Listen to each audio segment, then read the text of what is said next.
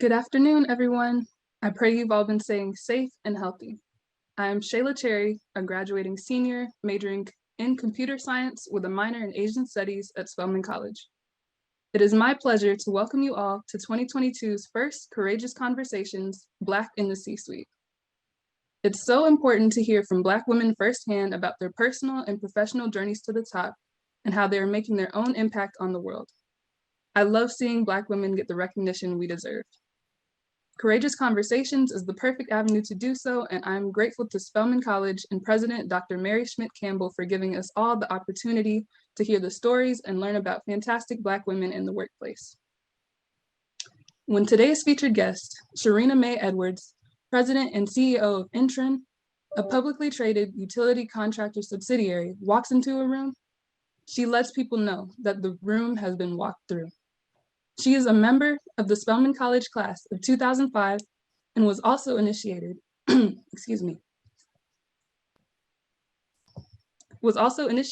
the Eta Kappa chapter of Delta Sigma Theta Sorority Incorporated at Spelman in 2003.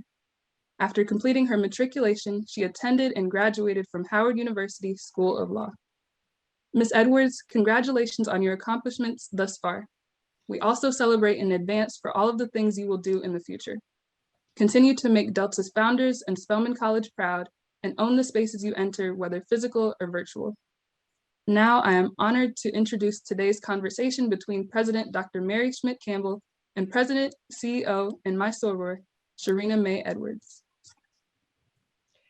Thank you so much, Jayla. I really appreciate the leadership and service, your leadership and service during your time at Spelman College. I had the great pleasure of meeting Jayla very early in her Spelman career when she was part of my president's reading circle. And I have watched with admiration and awe as she has made her journey through Spelman. Now, I could spend most of the hour talking about all of her accomplishments, but I'm just going to highlight two of them. One is that she was the captain of the Honda Campus All-Star Challenge the year that Spelman College, the only women's team, all women's team, won first place in that competition. And she was recently chosen from a very highly competitive field to be named a Schwartzman Scholar. And as a Schwartzman Scholar, after graduation, she plans to pursue a master's degree in global affairs at Tsinghua University in Beijing. And upon completion of that year-long program in China, she will be going off to work for Citibank in New York City. Congratulations, Jayla. And good afternoon, everyone, and happy Black History Month. How's everybody doing? Let me know by entering it into the chat. And while you're doing that, let me remind you that throughout the conversation, please feel free to submit all of your questions in the chat. And as Sherina and I engage in our conversation, we'll get to your questions throughout the hour. Today, I have the great pleasure of conversing with Spelman alumna Sherina Maye Edwards, class of 2005, president and CEO of INTREN, one of the nation's largest utility subsidiaries. Sherina was a cum laude psychology major at Spelman who completed her law degree at Howard University. She is an accomplished businesswoman with a career from courtroom as a corporate attorney to serving as the youngest commissioner of the Illinois Commerce Commission, then to her appointment by former President Barack Obama to the co-chairmanship of the Department of Transportation's Voluntary Information Sharing System Working Group. For all of you Deltas out there, Sherina has served on the National Executive Board of the Delta Sigma Theta Sorority, Inc., and she is a dedicated mother, wife, and a sister to many. Sherina, welcome. We're thrilled that you're here with us for Spelman's Courageous Conversations, a series designed to share with what it's really like to be Black and to be a Black woman in the C-suite. So let me begin by asking you about your current role. You're CEO of INTREN. Tell us a little bit about INTREN. What kind of company is it? What does it do? Thank you, Dr. Campbell. If I might first just say thank you so much for having me And I also want to thank Shayla Cherry for that phenomenal introduction, for starting us off so well. Shayla, when I first received your bio and read it, I was immensely proud. I am excited about all that you are doing at Spelman. I am excited for all that is to come for you. And I want you to give my love, adoration, and praise to the other members of the Eta Kappa chapter of Delta Sigma Theta Sorority Incorporated. You all are doing great, phenomenal work. And by the way, in a pandemic, you all are soaring and making our 22 founders proud. You always make me proud to be HK Made. So thank you. Dr. Campbell, to your question. So I'll tell you a little bit about INTREN, because I think energy as a whole is one of those things that people don't think about. It is a given, and because I think we take advantage of it, you don't necessarily realize you need it until you don't have it. So for example, you know, when you have it, for me, when I got into the field, I didn't necessarily think about how much energy really was the epicenter of the world, right? When you have your gas, you have your electricity, you have your water, all of those things are provided by utility services. And my company essentially helps make them go round. We are a utility infrastructure company, which means we build out all of the electric and natural gas infrastructure to produce that energy. So for example, in Atlanta, I know there's Georgia Power, which is a customer of ours. And we build, if you go outside and you look up, you see the transmission lines, it's how you get your power to your homes. Well, we build that. My company builds it. We procure it, design it. And not only do we build it, but we also maintain it. So for example, if there's a major power storm or an outage, you might call Georgia Power or Con Ed or ComEd or PG&E, depending on where you live in the country, and say, you know, my power's out. And they'll say, okay. And you think that Georgia Power or PG&E is coming to fix it. Well, it's INTREN. It's our people that are out there. So we are about 2,400 in number now, and we are about a $650 million company. And we procure and again, build infrastructure all over the country. We have about 11 offices nationwide, but we do work coast to coast. Oftentimes I'll get a text message from a family friend or a colleague and say, we see your trucks. Someone just sent me a picture of our trucks last week in West Virginia. We know there have been outages. They were on their way to the East Coast for that nor'easter to restore power out there. So that is essentially what INTREN does as a whole. We are a utility infrastructure company. Ah, how wonderful. I just learned something that I didn't know. Now, Sherina, when you were here at Spelman, you were a psychology major. Share with us your journey at Spelman and how it took you from Spelman to law school, to being the CEO of a utilities company, energy utilities company. Yes, it is quite a windy path, not a straight one at all. But you know, being at Spelman, when I got to Spelman, I didn't necessarily know what I wanted to major in, but I did know one thing. I knew I wanted to go to law school. And so I remember sitting down with my counselor, you know, early in my early years, or my early, I'd say, weeks at Spelman, trying to figure out, okay, what am I going to do? And I thought I would need to be a political science major because I knew I wanted to go to law school. And she said to me, she said, you know what, you don't have to be a political science major. If you want to be, that's fine. You can do a variety of things, but you need to do it well, right? So, you know, whatever you pick, make sure that you pick it. Be diligent, do a very good job, work really hard, and then you can get into law school, but you don't need to be, you know, political science, or you don't need to be pre-law. So I actually didn't end up staying on the pre-law track, but I decided to major in psychology because it was something that interested me. And I knew that with the passion being there, I could definitely do well in it. And I loved my years as a psychology student. I learned a lot. It was great. I had great professors. And so did leave, as Shayla mentioned, and go on to Howard University School of Law. And I never planned to do the dual HBCU thing. I always knew that I wanted to be a Spelmanite, but I didn't necessarily think about law school. I just knew that I wanted to go. So when I was applying, and at the end of the day, look, I did not want to leave with a ton of debt. I had applied to UGA and a ton of other schools. At the very last minute, Howard actually sent me a letter saying, you know what, we actually have some money, and so we're going to give you a scholarship. And I pivoted. I said, okay, I'm going where the money is.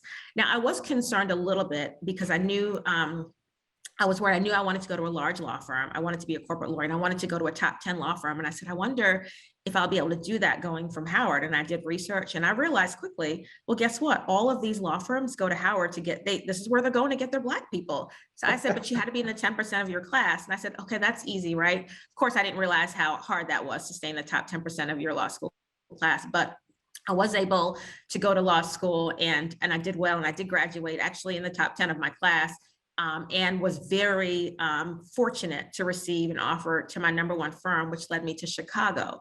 So I did that corporate law. I was a corporate litigator for a few years. And my dream was to be a partner at a law firm. That's all I wanted to do. And it's amazing how we can lay out these dreams for ourselves, but God really has the ultimate plan, right? And it's where he says we go that we go. So we always say, you know, and for me, I'm very faithful, and I always ask God to order my steps. And so I just said, you know what?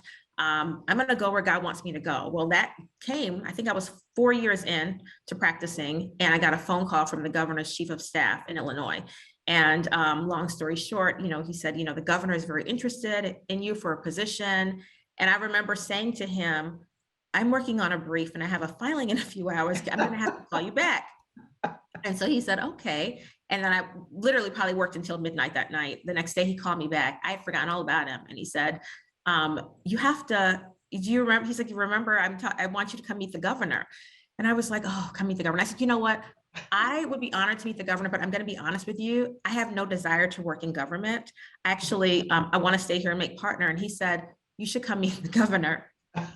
Clearly it was very still early in my career, not necessarily, but luckily for me, I had mentors, and I called several of them, and they said, this is an amazing opportunity. You have to do this.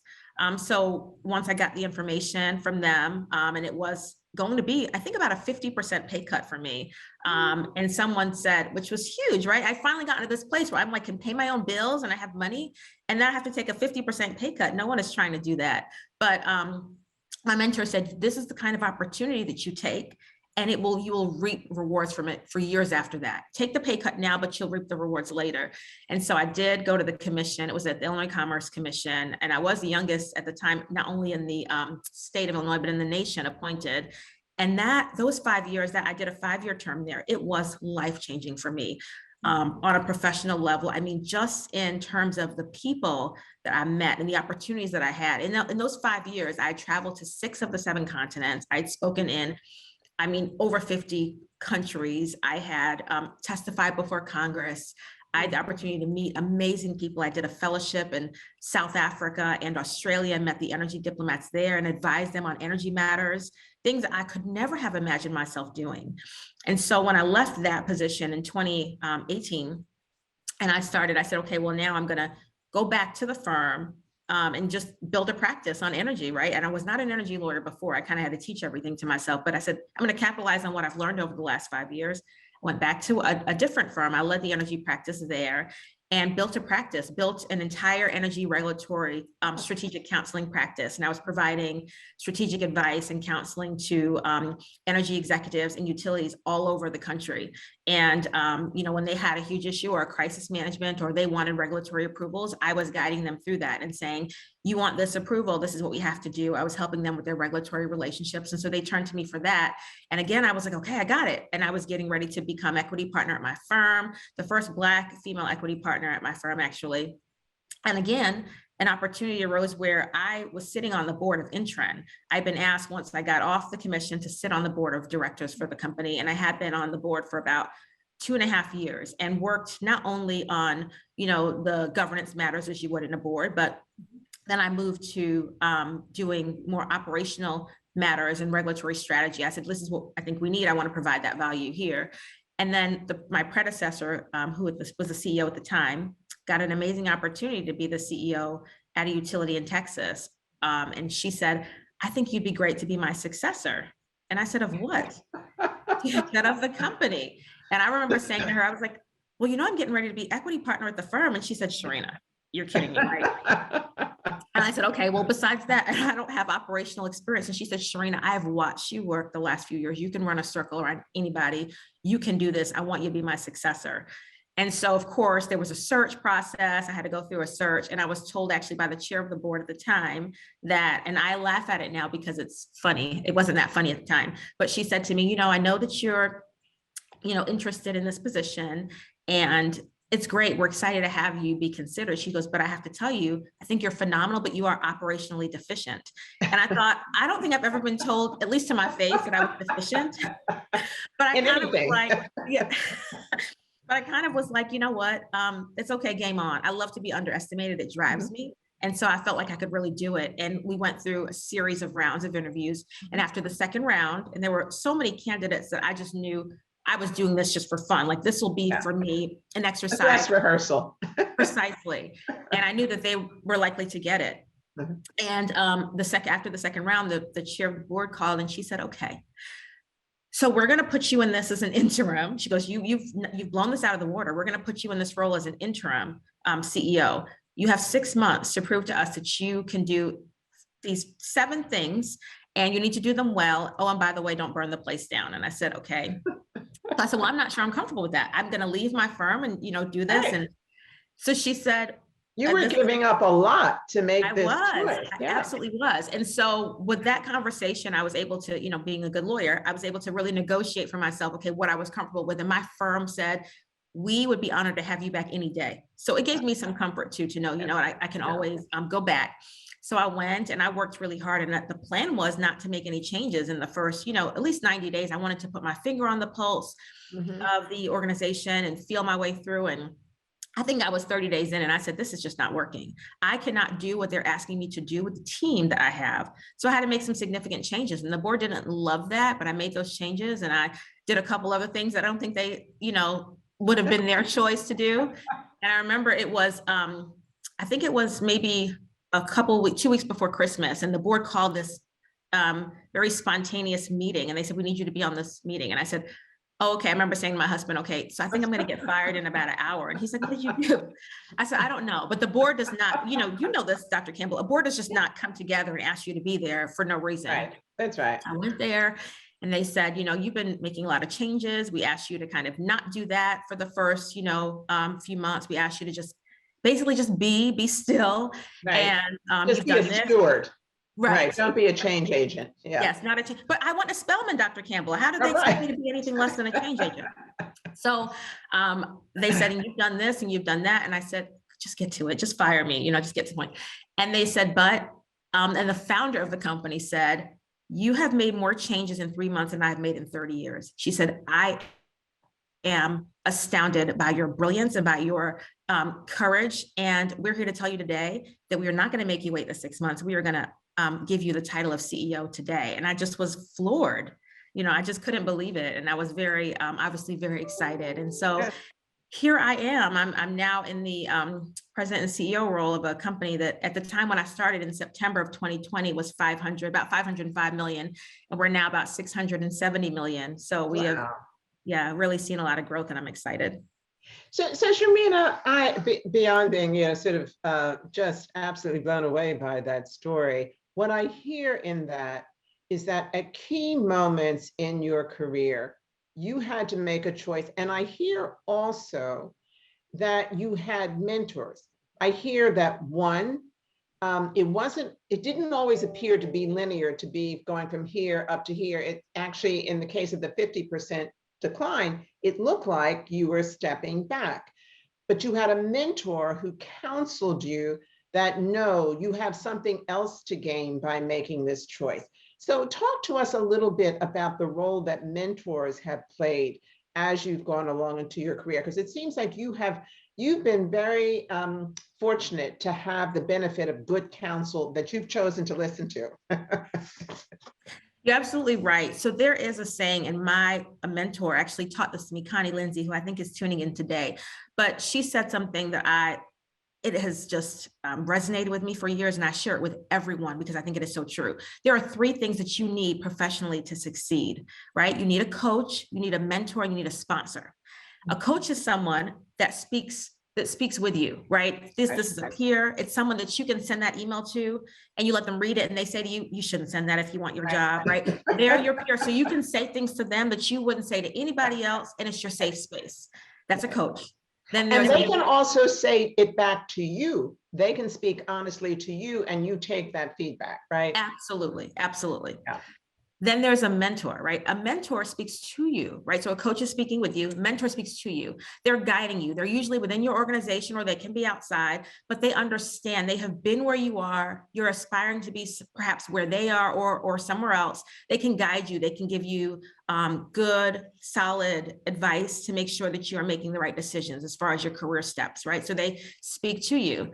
But a sponsor, and Dr. Campbell, so many people forget about the sponsor, but we know how important that is, because I think I always say to Black women, we collect mentors like they're like our latest line of lipstick. You will have 99 mentors, but you won't have a sponsor. And you're wondering, why can't I move up? Why can't I move up? You have to have a sponsor.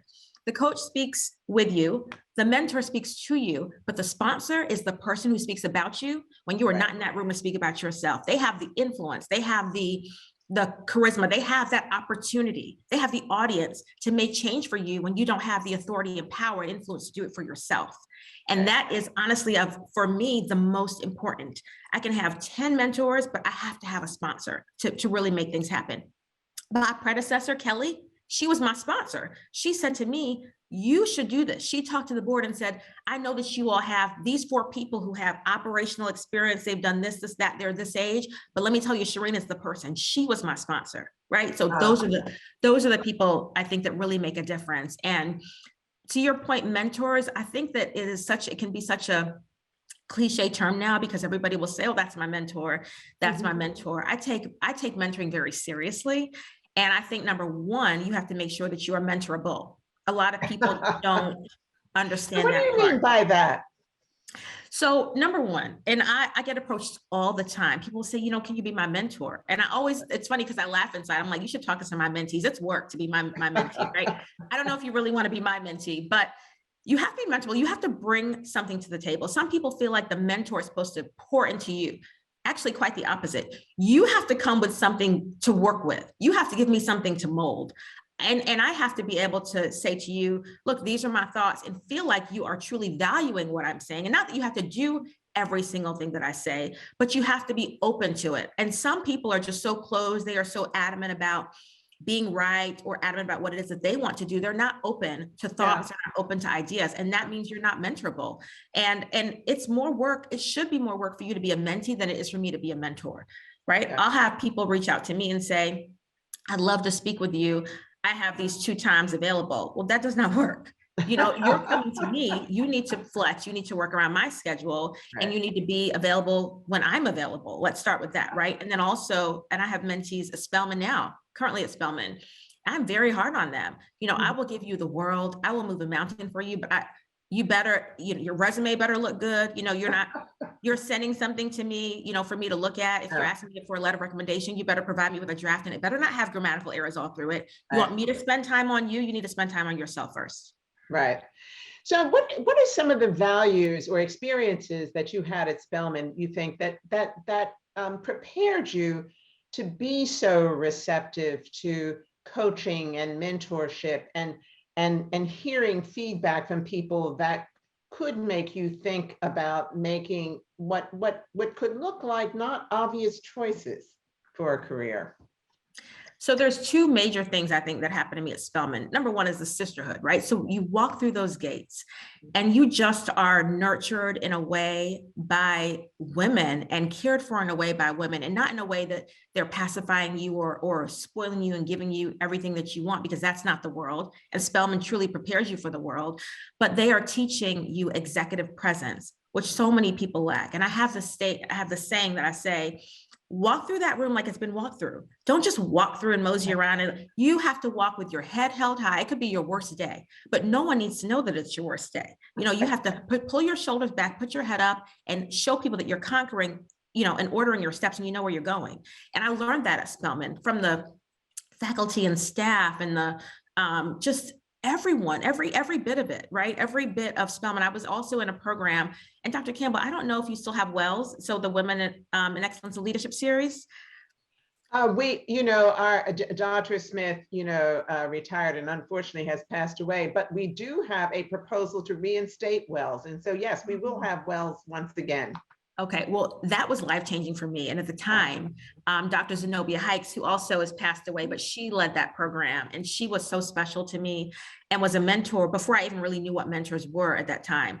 And I remember she always would say, be confident. Even if you don't know, you do know. Act like you know. And it was things like that that taught me, because most people think that, you know, I've gotten where I am, or Michelle Obama has gotten where she is by hard work. Of course, we've worked hard, but guess what? It's also the executive presence. It's also that confidence. It's also the network that you have built. And those things I learned at Spelman. So that was the first piece of it, the sisterhood. The second piece was being initiated into Eta Kappa at Spelman.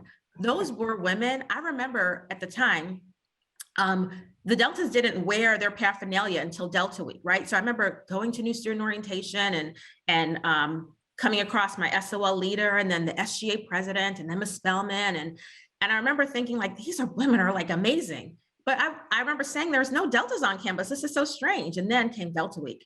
And all of these women who I admired so much and I loved so much, they were Deltas. I didn't know it, but they were Deltas. And I thought, I want to be like them. I want to lead like them. I want to be like them. I want to be confident like them.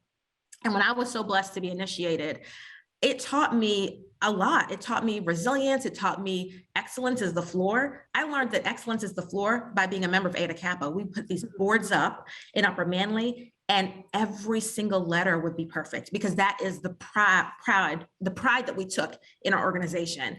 And everything would be symmetric, and everything would be, we wanted to make everybody so proud. And so I learned that then. I learned that when I was in college, and that was a big piece. I think a lot of my confidence came from that. A lot of my tenacity and willingness to be bold and courageous and move the needle, that came from being a member of the Eta Kappa chapter. And to all of you all that are listening out there, I salute all of you, because we together are such a force to be reckoned with. And I'm so proud to be HK. Thank you, Sherina. We have a question from the audience, and can I remind everyone to be sure to put your questions into the chat. The question that has come is, how do you gain the support of a sponsor? Now, we all know and go out and seek mentors, but how do you come to the attention of that sponsor who's going to walk into the room and celebrate you on your behalf? That is really interesting. So I'm of the thought that mentors and sponsors, that you don't find them, they find you, right? So particularly when we're talking about a sponsor is someone who has seen you work and has seen you do something that they say, this is someone that I want to invest in. And so I think that oftentimes, you don't know when I live by sayings. There's a saying I say, dance like and when no one is watching. People tend to want to shine and do the big thing when they know there's a million eyes on them. It's those times when you aren't, when there's no one there and people know that when no one is looking, that people are going to, I think, really find something in you. And that happened for me throughout my career, right? Even the appointment to the Illinois Commerce Commission, to this day, I don't know who put my name in the governor's ear. They wanted to remain anonymous, but they said, I've watched her work. She can do this. To this day, when I had no idea Kelly was watching me and thinking that I could do this job. But she said to the board, she can do this job, never mind those other people. And so for me, when I look for people that I sponsor, I'm looking for who is doing their absolute best when they don't know that I'm watching. And so I think that it is more of a matter of you just doing your very, very, very best, being present, and sometimes going above and beyond, oftentimes going above and beyond to get the attention of someone who wants to sponsor you. Yeah, that is great advice. You mentioned earlier, you used the word resilience. And I think that sometimes in our effort to achieve and to accomplish, we're seeking perfection, but inevitably there's going to be a setback. There's going to be a mistake. There's going to be a misstep. And so we have to have the resilience to be able to keep going. Talk to us about the need to develop that resilience in a career that is going to, at some point, throw a setback in your way. Resilience is something that you just need in life. And it doesn't matter what phase of your career, whether you're a student at Spelman or whether you are new to your career or whether you're, newly retired, you need resilience because that is the only way to go about life. Things are going to happen. right? It's no longer like, what if, it's when. It's not if things are going to happen, it's really when. And the most important thing I always say is how you recover from them. Right. And so I've had, many a setback. I think you can only be a great leader if you've had a setback, if you've been pushed back. And I know something I always think about is the greater the setback, the bigger the comeback, right? And so for me, my father passed away when I was in my second year of law school. And that was very difficult for me. It was very sudden. And I remember I was on spring break at my 2L year. And so I didn't want to go back to school naturally. I said, I just want to stay here with you, Mommy. I want to make sure you're okay. And she said, no, he would want you to go back. And that was the biggest, setback for me. I was a daddy's girl. I had all these images of all these things that, I was going to graduate next year. I knew that he'd be so proud. And, I was that person that was like, oh, when I get married, my daddy will be there. And it was very difficult. But so for me, that was the biggest setback. But I had to always think about the fact that everything that I'm now doing is an honor to him. And I had to get past that. And ironically, and I think it's only because of God, I actually had my best semester of law school that year. I went back and I just did my finals and had the best semester ever of law school. So and that for me was what I needed, because I felt like, Daddy's watching me. He's helping me out, so that was good. From a professional standpoint, I mess up all the time. I do. I make mistakes a lot. And I think that the most important thing to be able to do is to acknowledge them and to figure out quickly, how are you going to fix it? And, people who act like they have done no wrong and can do no wrong, those are the ones who I think have the most issues. I am one who I always remember to be very, very humble.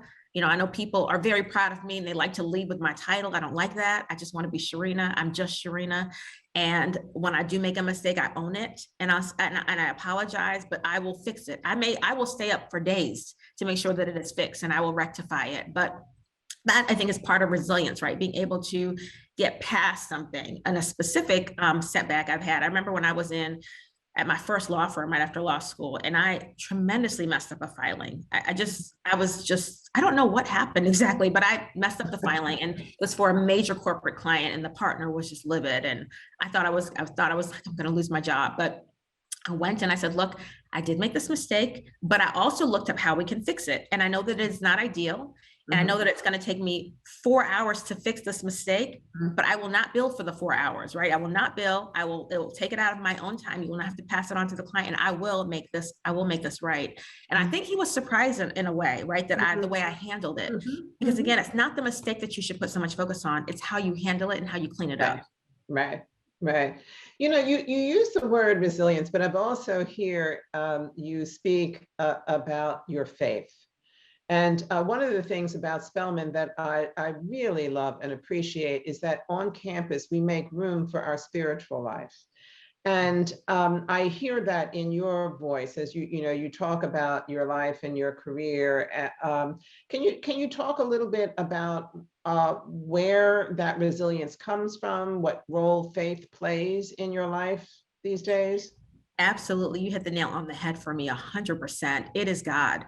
It is because I am a God-fearing woman and because I am so strong in my faith that I know I give I give everything to him, right? And I make sure that I'm doing my part, but I know that there's a greater being that really is orchestrating it all. And so I can have a full plan, like I said earlier, I can have a full to-do list, but at the end of the day, God is going to order my steps and I want him to. Right? I don't want to do what's on Sherina's agenda. I want to do what's on his. And so I think when I have those setbacks, I do. And sometimes it's hard, right? I'm a slightly type A, Dr. Campbell. So when I don't get the things that I want and things don't work out the way that I want, it's hurtful, it's painful. So after I take a moment to allow my ego to be bruised, I turn to God, I pray, and I say, look, I'm giving this to you. There's a reason that this happened. What is the lesson? And I look for the lesson behind it. And I honestly could not do all that I do without my relationship with the Lord.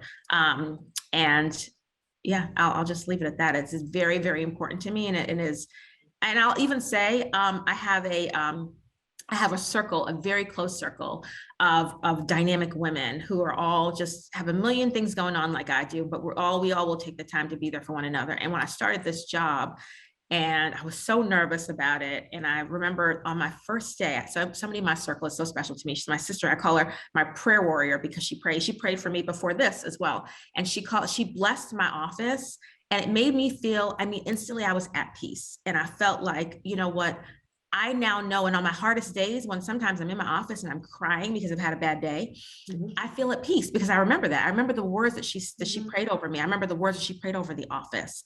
And so it just goes to show you that how, you know, serious I am about my relationship with God. And I'm not afraid to talk about it. Although I always am, I try to be careful because, you know, can be a little touchy, as you know, in the workplace, but I do, But personally, for you, absolutely, yeah, in your heart, right? absolutely. Yes, and I hear also your connection to your sisters. This notion of sisterhood is certainly carried over into your professional life, and the strength of bonds among women and the friendships that you maintain seem to be very important to you. There's a question that has come in about self-care. And of course, for all busy women, but particularly Black women who, for whom the world seems to want us to do everything. What are some of your self-care practices that you've used over the years that have worked well for you? You know, my biggest self-care practice is therapy. And my schedule is, my calendar is just crazy packed all the time. But I'll tell you one thing that I'm not missing, and my assistant knows this, that I will not miss it, is therapy. I am there at the same time. Other things you can move around and try, but she knows not to move that. I need that. I absolutely would not be where I am, or have, I think, even it goes back to the resilience and even the ability to do it every single day. Because, you know, one of the things my predecessor in my role told me was, she's like, this is great, but this is a very lonely road. And it is. Being the CEO of a company is incredibly lonely. You know, there are decisions that I make that people don't like. You know, there are things that people think that I have that they don't. And she said, be careful of your circle. She said, keep your circle tight and don't let anyone in it until you're out of this role. And that's, like, you know, a daunting thing in and of itself. So I need therapy because when I can't talk to people about what I'm going through, I have to be able to have an outlet somewhere. So that's my biggest form of self-care. I love going to the spa. I love all things like, you know, pampering. I love going to the spa. I try to do that as often as possible. And what I've started doing, although I have to remind myself to do it more, is quarterly, just taking a day. And my husband, I have the most amazing husband, and he's very supportive. And I'll say, I just need like 2 days. I need one overnight by myself. So I'll go to a hotel and just unplug for 2 days. And I know it doesn't sound like a lot, 2 days a quarter, but it is so, it is enough for me. It's a big difference between that and not doing it. And so those are the two types of self-care I've been focused on.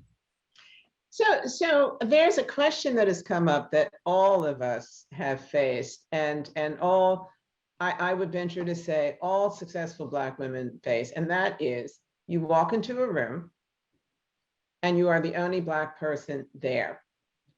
And you walk in with confidence, and you walk in with a sense of ownership, and yet when you get into the discussion or the conversation, you find yourself the subject of microaggressions or dismissal or being ignored completely.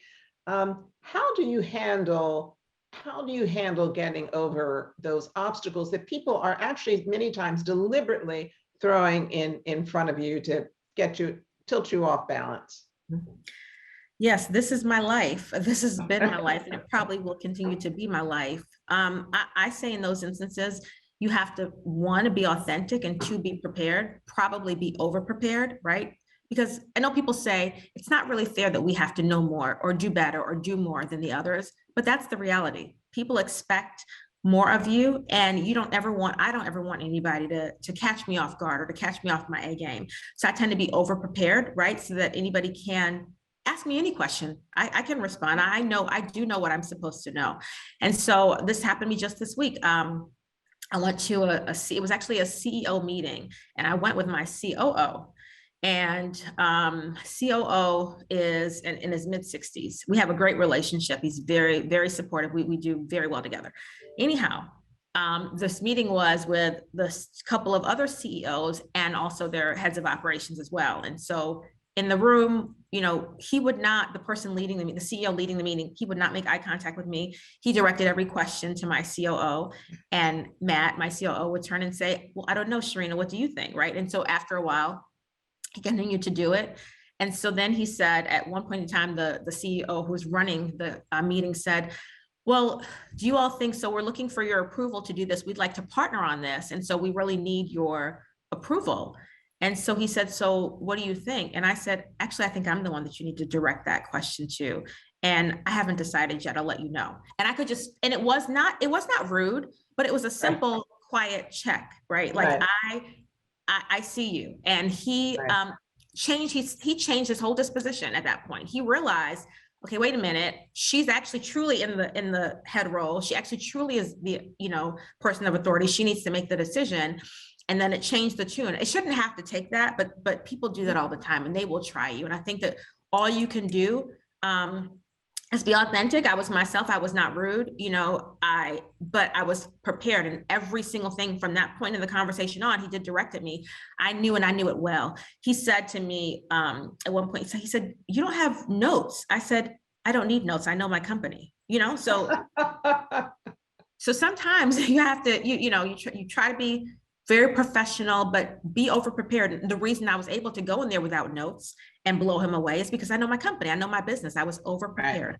Right. And you stayed calm and confident. You didn't get angry. You didn't evoke, any emotion.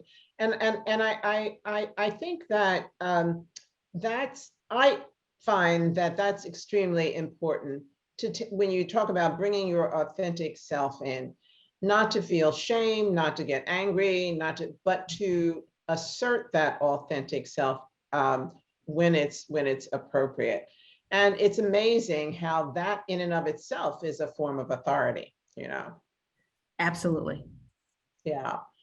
So we have students in the audience, and so I know they're probably thinking, particularly the juniors and seniors, as they're approaching the end of their Spelman journey. What are some things that students can do now to prepare themselves for a career like yours?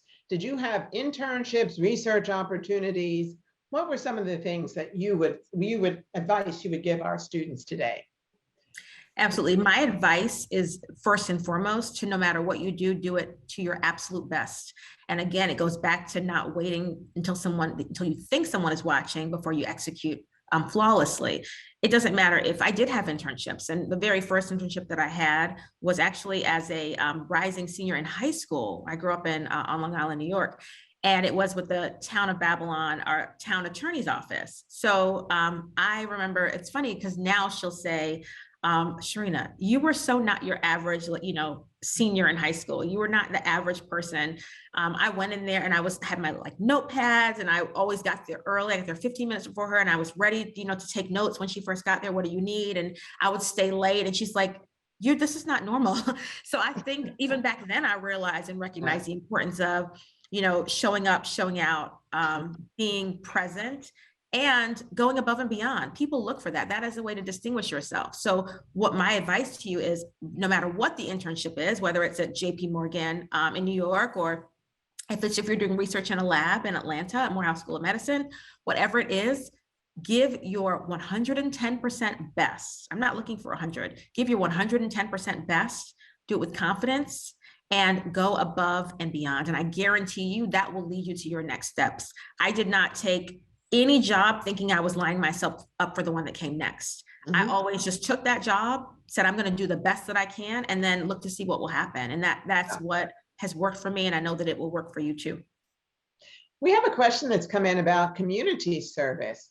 So given you have this incredibly busy job and you have a family, do you have time for civic engagement as well? And if so, what shape does it take? So I believe you always have to have time for civic engagement. And something that my mother said, to us when we were growing up was, I don't care how many titles you have or what title you have, how many degrees you have, how much money you make. You have to remember to give back, and you have to remember to go back and get others and bring them up with you. And so service for me is a responsibility. It is a mandate. It is something that there's no, do I have time? What is different though is the form of service, right? So to me, service, you can serve in three ways: time, talent, treasure. At one point in time, I had a lot more time and a lot less treasure. Now I have a lot less time and a lot more treasure. So I give it in whichever way that I can. I'm very active in the community. I serve the community through multiple organizations. My local sorority chapter, the Chicago Metropolitan Alumni Chapter of Delta, the Girl Scouts. I sit on the Girl Scouts board. I do a lot of work there too. So I will find the way. It's very important. What I will say to each of you is there is no better gift than paying something. You know, we talk about paying things forward, but paying things back. Right? Turning around and saying, you know what, sometimes I have walked into a school before, walked into a school that I didn't even know, just I walked into the school and gone into the front office and said, you know, I know this is really weird, but can I speak to the principal? And I've said to the principal, I just want to give some money to buy, what do you need? Do you need books? I've said that, like, do you need books? That's a small thing. I don't have to have a lot of time to do that. And I recognize that as students, you're very young with very little treasure, but you have more time. Go and see who you can mentor, see who that you can provide some assistance to, see if you can drop off some socks from the dollar store at the homeless shelter, bring some toiletries from your vacation to the women's shelter. These are things that you can do with very little time or treasure, really, but you have to do something.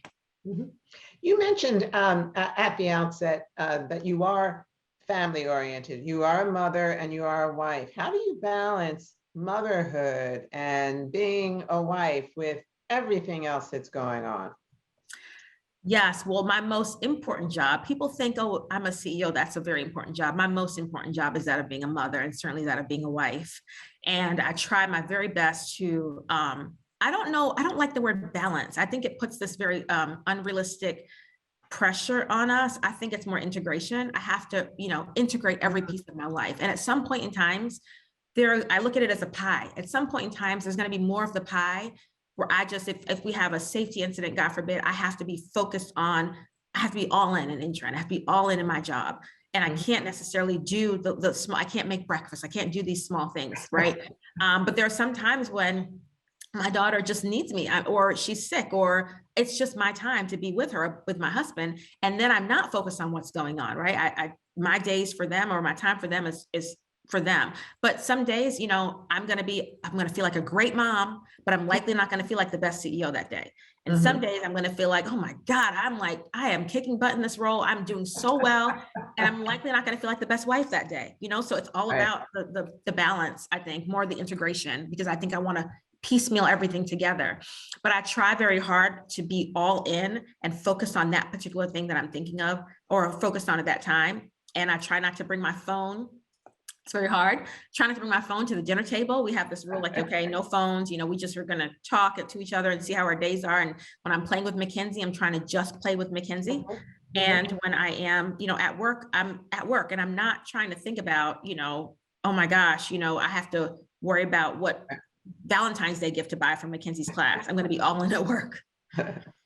And the pandemic has been a real challenge for all of us who have families, hasn't it? Yeah, absolutely. The blurred lines, it's like you can't keep up with anything these days, right? And some people I remember there was a fear, people are going to work less, you're letting them work from home. I'm like, are you kidding me?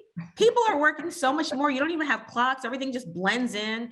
And these are the same for the people, in my circle, that my closest friends, everybody's dealing with the same thing. And I have to just say, the only thing that helps me in this particular role at this phase of my life, because my peer CEOs, most of them don't have little children, right? Their children might be in college or at least in high school. And I'm doing all of this with a 3-year-old.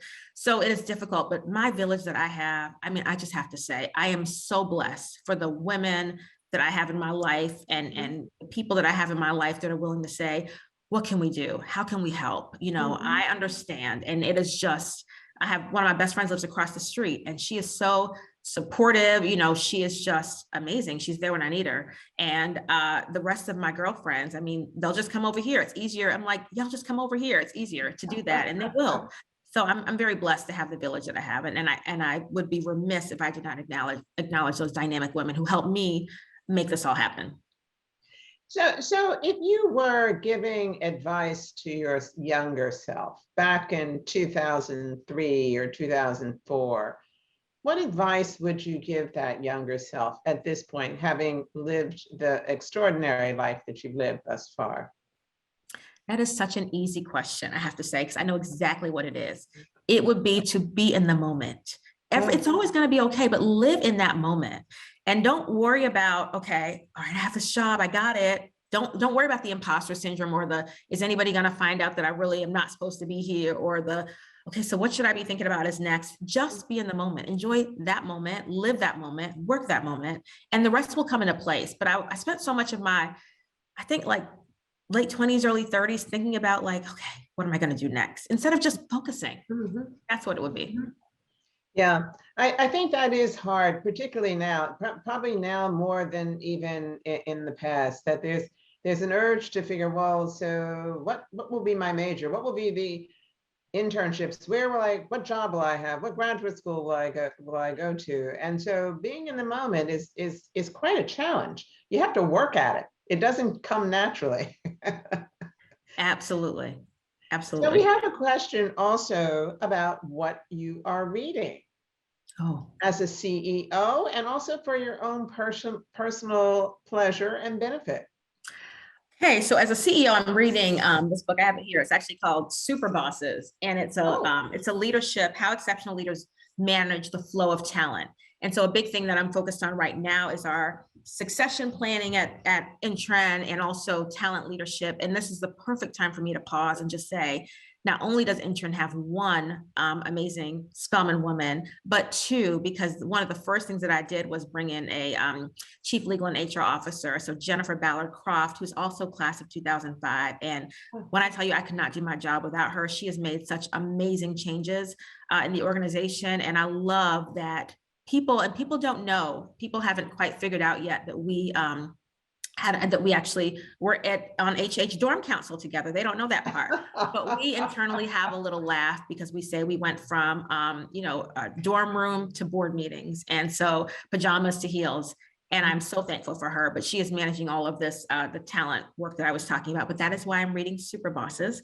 And on a personal level, I'm reading, this is 100 Ways to Love Your Husband. I actually was walking down the aisle of Walgreens. And I was like, I saw this book on the way to the cash register, and I was like, I'm going to get this. I also got my husband 100 Ways to Love Your Wife. So we're like reading it together. But, the reason I'm reading this is because a full vulnerable moment, you see that I say I'm a very proud mother and wife. Well, clearly I was a wife first, but, so oftentimes that gets pushed, right? Because I'm like, I have to be the CEO of INTREN. I have to be the mommy to Mackenzie. She's 3, she needs me. And he tends to be the one that's like, I'm like, he'll be fine. That man is so supportive of me. Husbands are like that. I know, right? And so I'm like, I'm like, I'm going to get this book, a little cheat sheet that'll let me know, like, I should pay more attention to him. But he is amazing. He's so supportive and always there for everything that I do. So I'm like, I really need to stop taking him for granted and do more things that are not, focused around Mackenzie or INTREN. There's the notion of balance. I mean, and you said not balance, but integration, but you're thinking about it all the time. There's no one set things that you do. Life changes, circumstances changes, COVID comes, everybody's at home, then we go back to work. So the circumstances and change. And so establishing that integration is always very fluid, right? Absolutely. It's totally fluid. I mean, it is exactly. It can change every day. I can wake up and have an entire, as I was sharing with you the other day, Dr. Campbell, I can wake up and have an entire plan for what that day is going to look like. And one thing happens and it's a wrap. I now have a whole other agenda. So I can have the best of intentions, but you're right. Everything is so fluid and ever evolving. Right. And I love the way that on the one hand, with your professional life, you're reading about leadership. And I always say, you can learn good leadership. You experience it, of course, but you can also learn it by reading about it. And I think that's an important aspect of continuing self-development when you're in business. Absolutely. I fully agree. So, Sherina, you are very, very young and you are a CEO. So it begs the question, how do you think of, this has two parts. One, continuing to develop yourself personally and professionally. And two, what are the big aspirations or dreams or ambitions that you might see ahead for yourself? Well, in trying to do what do what I told my younger self to do and live in the moment, I try to do that, but I do, right? I also try to think of what I can do to prepare myself for future opportunities. And it is, as busy as I am, it is investing in myself. And one thing that I did a couple of months ago is I attended a Dartmouth business school program, leadership program. It was for CEOs, but it was provided, some training and additional education on, going to larger corporations. And so I think if I had two career goals, and then I could, I don't know, maybe retire one day, but it would be, although I think I'm way too busybodied to do that, but it would certainly be to be the CEO of a Fortune 500 company, and also to be on a publicly traded board of directors. I'm on a private board right now, but I would love to be on a publicly traded board. So those are two things. And I think that to do that, because I think that you have to always refine yourself, you have to always invest in yourself, things change, educate yourself. It's to do things like those programs. It's to do things like make sure that I'm taking the time to sit down, and people look at me as a mentor and they think of, oh, you'd be my dream mentor, but I have to take the time to be mentored. I have to take the time. I'm so busy now, but I have to take the time to sit with my mentors and glean from them and let them talk to me and take the lessons from them and apply those too, So taking the time to be sure I do that. So I think that's an important message also for our students to hear, that the learning really is lifelong, right? It never really stops. You're reading, you're going back to take courses, you're still being mentored. And so this notion of growth is that you don't kind of get to a destination and kind of stop, right? Not at all.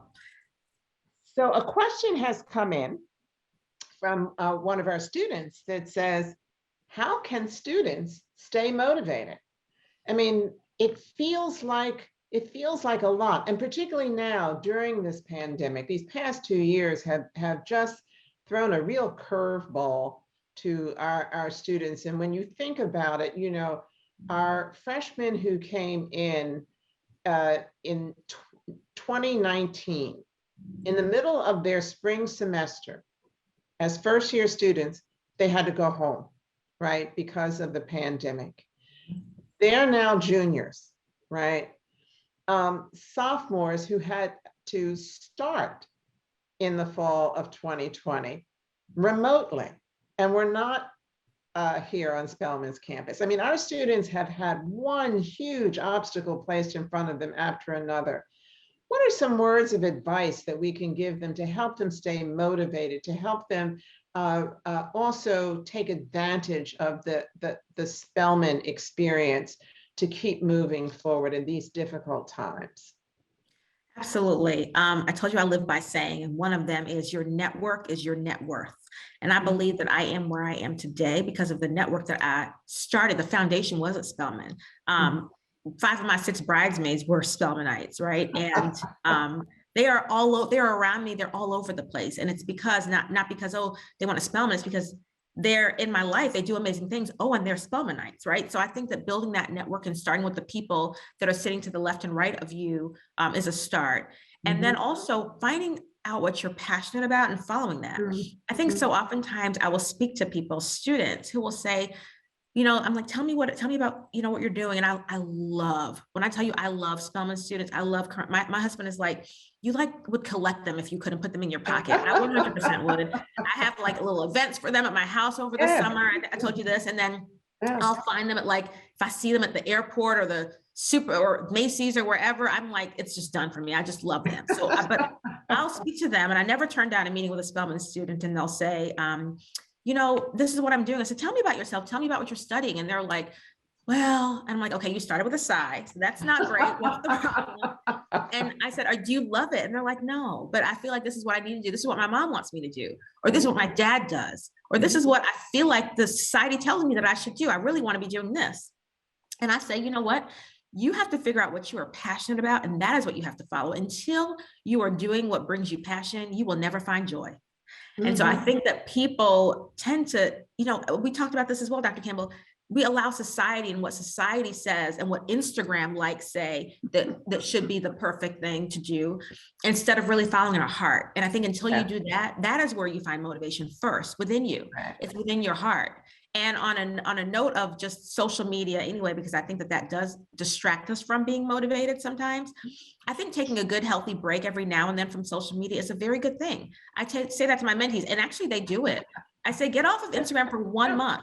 Get off for 1 month. Wow, and yeah. just see. And usually they find a significant increase in their productivity and their attitude. Yeah. So those are a few things, but I think you gotta start within, look within, dig within, and follow your passion. That is such great advice. Following your passion will get you there, and Spelman aims to be that place that will support you in following that passion, which I think makes it so wonderful for our students. That and the advice to stay connected. I have a daughter-in-law who's also a Spelman alumna.